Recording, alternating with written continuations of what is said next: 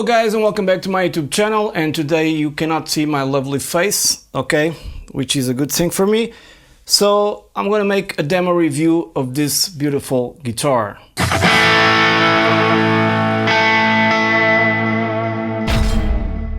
So as you guys probably have already noticed, this is an Epiphone Explorer Prophecy, and it comes bundled with a lot of great specs. I was going to buy an actual Gibson, but and it was some sort of in the same ballpark in terms of price, but I decided to go with this one because the specs are really awesome. I mean, you get Fluence Fishman pickups, custom voiced here. You've got mahogany body. I don't know if it is, let me just read here. I don't know what kind of fingerboard. It's ebony, 22 frets. No, 24 frets. Sorry, I don't know why it says 22 frets here. Anyways, I don't know what kind of top this is. This is all black, but it's a matte finish, so it's not shining. Well, eventually will become, because you know, rubber your hand against it. In terms of hardware, you got a typical pneumatic bridge here, but unlike the Gibson, it comes with these tuners, which are really good, locking tuners, okay, and they work properly. Stickers all over the place. I already tried to remove one which says made in China, because these guitars are either made in China or crafted there. But in terms of construction, I really don't have anything to say, because it's really put very well in terms of the body and the binding. You cannot see that thing happening here that happens a lot in Gibsons. You cannot see here. It's all straight out flush with the rest of the body. And the ebony fingerboard is amazing, as well as the inlays, because you got some mother of pearl here on the little triangles inside these rectangles, so it's really mother of pearl, and that's a really great feature as well. The headstock is just that typical headstock you get from a Gibson as well, right? And it's heavy. I mean, it's not totally heavy, but it's Les Paul heavy, could be worse. Back here you got your controls and the cavity for the battery. These are active pickups, but not quite. Something I didn't quite understand well, so I don't gonna talk too much about that. You can see here where the neck joins the body, everything it's pretty well made, no issues there. It still has the factory strings, which I believe are the Dario, if I'm not mistaken. And they are 010s. Well, not my cup of tea, but so far so good. I don't know, I've been playing this guitar for a while now, and I really feel comfortable playing these 010s, even for soloing, because they are really smooth. Maybe it's the model of the strings. The frets, there's no, you know, they are all well made, but I have to say something about the frets, because like all Epiphones that I've been having, and recent ones, there's always some issues when you lower too much the strings. I mean, usually I put like 2 millimeters here on the 12th fret and 1.5 here on the 12th fret as well. IE string, 1.5, yes. And usually I don't have issues with any of my guitars. But on Epiphones, I find that, not here, but it's here somewhere, it chokes the strings. Now it's not happening, but it does that. No sharp edges here, but they could have made a little bit of a better job for the price of the guitar in the frets regarding just that, okay? Maybe I was not so lucky. Right now I can't seem to find, here it is. So it's fretting, and it's not just here, it happens in some other places too. But apart from that, the guitar plays beautifully, and this is something I can deal with. I'm not going to trade it because of this. Even so, there's a small paint error or something like that here on the 1, 2, 3, 4th fret and 5th fret. There's some orange thing going on here. Hope you can see in the camera. But I don't give a shit about that, to be honest. Some guys would trade it immediately. I'm not going to do that. Maybe I haven't taken off the string, so I don't know if I can take this yellow thing or orange thing here. But apart from that, the guitar is very well built. And now, in terms of tone, this is a monster. I mean, in all aspects. You're gonna knock with the guitar all over the place like I do usually because it's so big. But I was looking at this fret, actually has something here of a dirt thing, but it's gone already. Okay, and it's pretty heavy, man. You got like controls, you have some options, like a split coil here for both humbuckers. When I turn this knob, the knob is not straight with the body, but I couldn't care less. Quality control issues, I don't know, something like that. And here you can actually choose between a more powerful mid-focus tone and like this, and like this, a more kind of a, I don't want to say vintage, but more normal, let's put it like that. Here is very much more aggressive. But even so, the action is pretty low as I like it, so I have nothing to complain about. I'm using my Boss Katana MK2, already tested this in several different amps, like tube amps, Mesa Boogie, and it sounds brutal. But now I'm on the MK2 and it's being captured with the Sennheiser E906 into my Apollo, and then Logic, no post effects, nothing like that. So on the bridge pickup, everything open up, it sounds like, I don't know why this has a coil split. I mean, I don't want to play blues on this, or I don't know, but anyways, it has.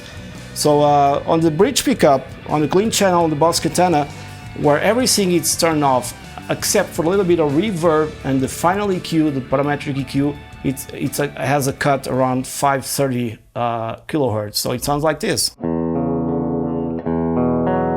If I could actually play.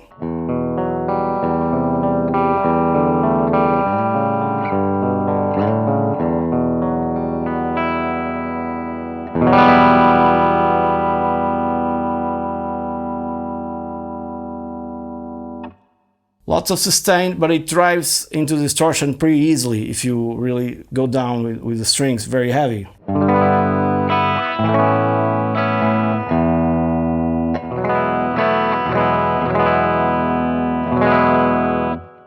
Same riff with both pickups.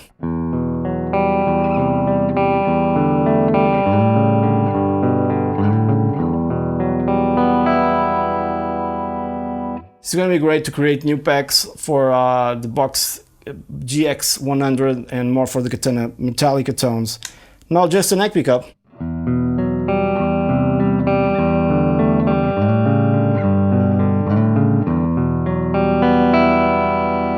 With all that bass response.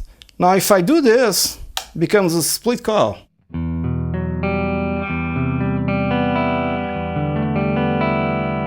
You can hear properly. If I go through the bridge pickup, it's still in split coil.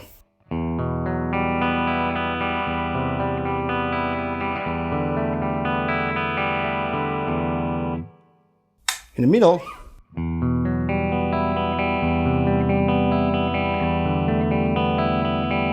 and you can really notice the difference in volume. Check out, with the split coil, now normal.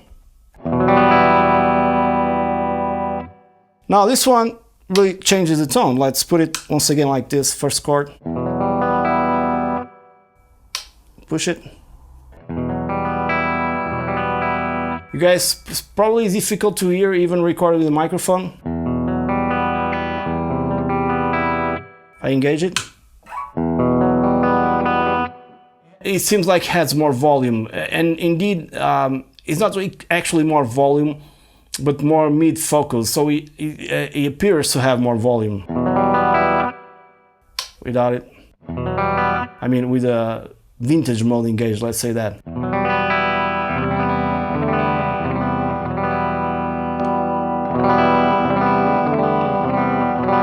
More focus, I would say. But I guess you guys want to hear some distortion, so I'm going to switch channels here on the brown channel with the tube screamer in front, just a little bit of treble and stuff like that. And let's see how this thing sounds.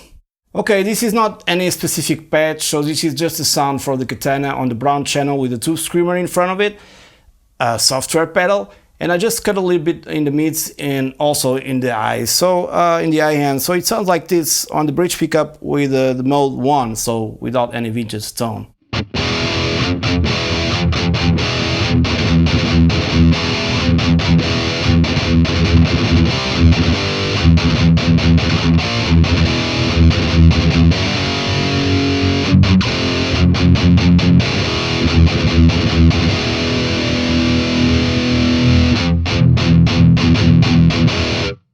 not quite still used to this. It's like a little bit like playing SG, where everything seems to go forward, you know.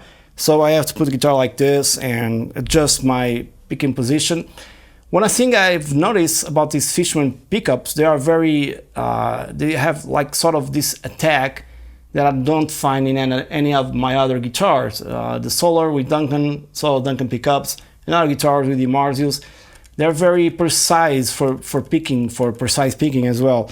Something I've never had before.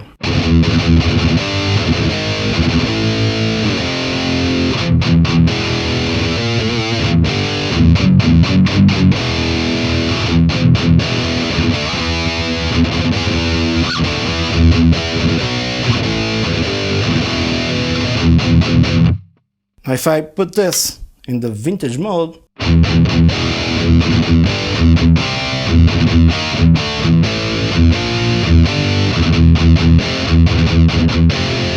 switch to the other one,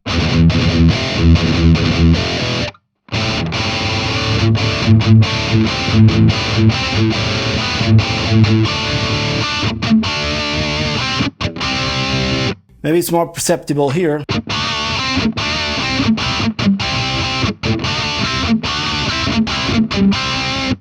Now with the vintage one engaged, sort of.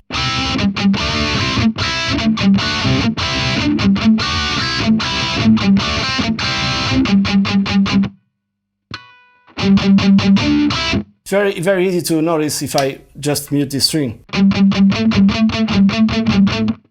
Now with it, the graphic EQ certainly changes.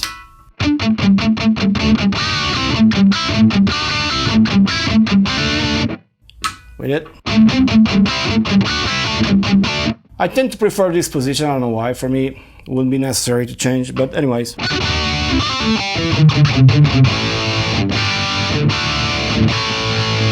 Very aggressive sounding.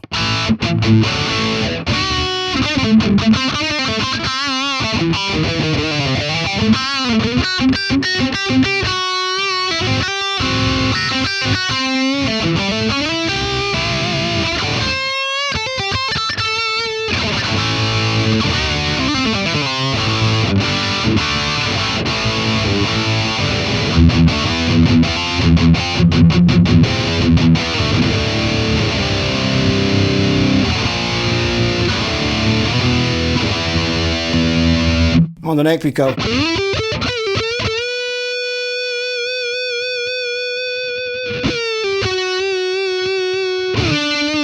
the noise reduction is cutting a lot, so bear with me.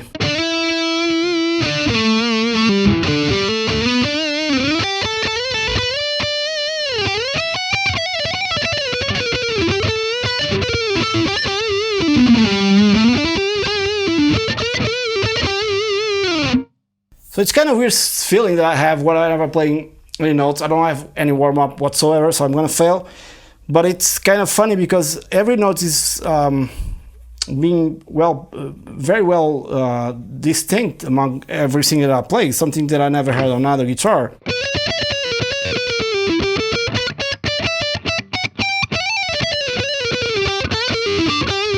Maybe even when I do some not so much picking or just hammering, it goes and grabs all the notes.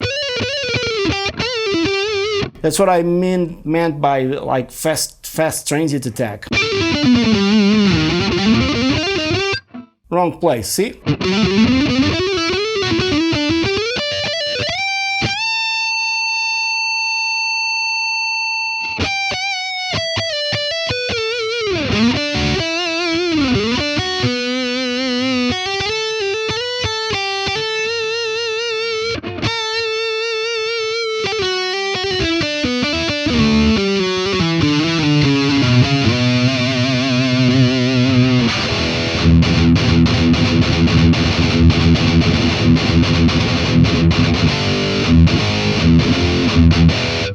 In the previous video, I made a specific patch that is much heavier than this one. You guys could hear the potential of this guitar. I'm just gonna drop the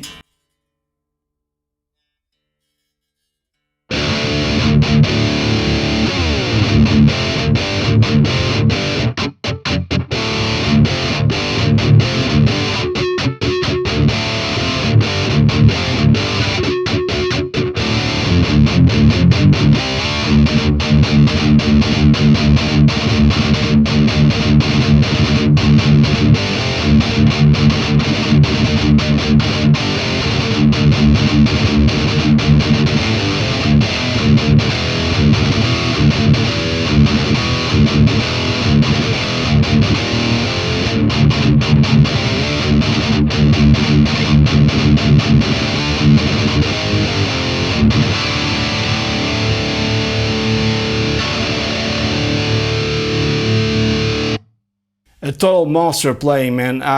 It's hard to get this tone out of any of my guitar that I have here. It's really heavy, mid focus, and the tech is suburban.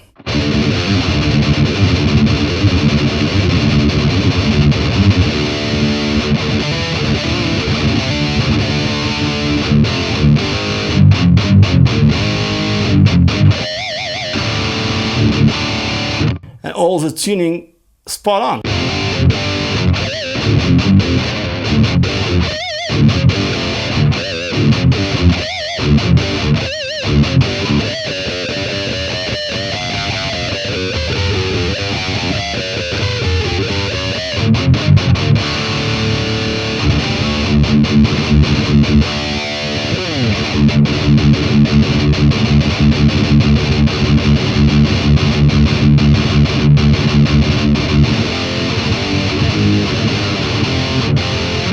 With the other method, like this, there are tones difference, and I like it, like with distortion, to get a different flavor if you're double tracking or quad tracking.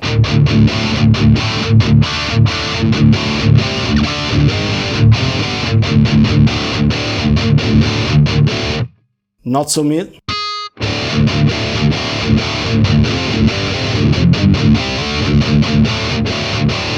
Once again.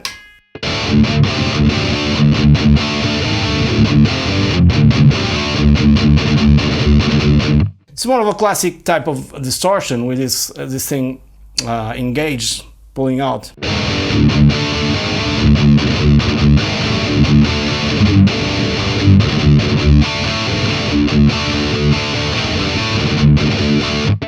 Now it.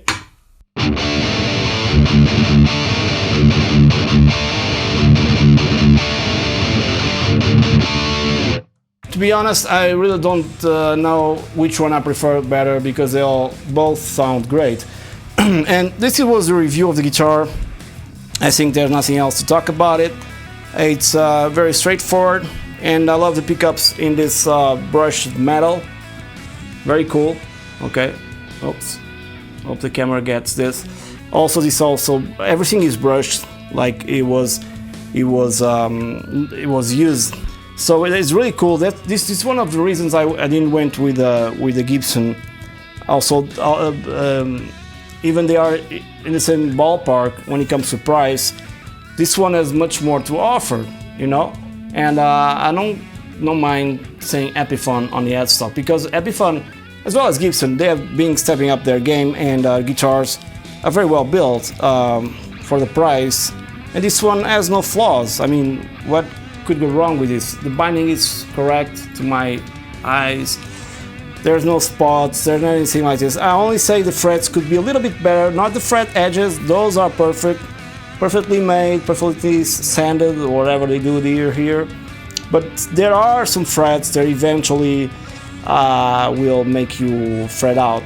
That I don't understand. One other thing I wanted to point out before going out is the fact that I love this neck, because this neck it's an asymmetrical neck, and I can see it from here, like more rounded here, and here is better for going, you know, to the higher registers. Something that is very comfortable. I don't think I've ever had a neck like this one. Maybe I had, I can't remember. But it's normal. You don't really feel anything weird being asymmetrical. I know Gibson used to make this. I don't know if they will do it anymore. But the benefit of this, it's not like my Les Paul custom from Epiphone, which in the middle the neck is kind of rounded and then flats in the middle, around again. And I hate that. I would much prefer to have a neck like this, more of a Gibson style neck probably, you know, with the fact that it's asymmetrical. It's kind of feels good to the hand. Nothing wrong with that, because more chunky here, but then you have all the very slim down there. So hope you guys enjoyed this demo review. It's way too long already, I can see that. And I'm gonna ask you, please, if you guys want me to continue my FAQ episodes, please leave me comments and questions, because I'm running out of questions and I have to hold the episodes until I have a reasonable amount of questions to answer everyone, okay? Also, if you're new to the channel, please subscribe. It will make me a great favor. It doesn't cost anything. And stay tuned for more stuff, Metallica stuff probably, both on the Katana and GT1000 GX100 patches for this guitar. Many thanks for watching. Please subscribe if you haven't done so yet, and stay tuned for more. And also, stay safe. Cheers!